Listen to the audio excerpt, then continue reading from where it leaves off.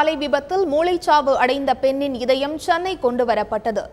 சென்னையில் உள்ள தனியார் மருத்துவமனையில் உள்ள ஆண் ஒருவருக்கு இந்த இதயம் பொருத்தப்படுகிறது. இதுகுறித்த கூடுதல் விவரங்களை தருகிறார் எமது செய்தியாளர் தங்கமணி. காலை பெங்களூருவில் ஒரு இளம்பெண் அதிகாலை ஒரு விபத்தில் இறந்திருக்கிறார்.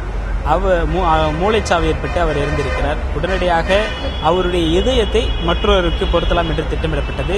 அந்த வகையில் சென்னையில் இருக்கின்ற மலர் என்ற தனியார் மருத்துவமனையில் அனுமதிக்கப்பட்டிருக்கிற மும்பையைச் சேர்ந்த 42 வயது மதிக்கத்தக்க ஒரு ஆணுக்கு அந்த இதயம் பொருத்த முடிவு செய்யப்பட்டது.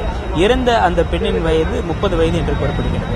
இந்த இதயமானது இன்று ஒரு 3:30 மணி அளவில் பெங்களூரு விமான நிலையத்திலிருந்து விமானம் மூலமாக எடுத்து வரப்பட்டது.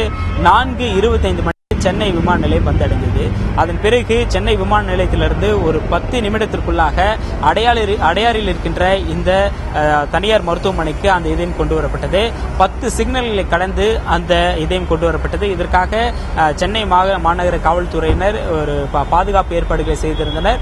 அனைத்து சிக்னல்களையும் பச்சை விளக்கு போட்டு அவர்களுக்கு அந்த இதயத்தை எடுத்துச் செல்வதற்கு உகந்த வழியை ஏற்படுத்தி கொடுத்தனர். அந்த வகையில் 10 நிமிடத்தில் அந்த இதயமானது பரபரப்பாக சென்னையில் இருக்கின்ற இந்த தனியார் மருத்துவமனைக்கு வந்தடைந்தது.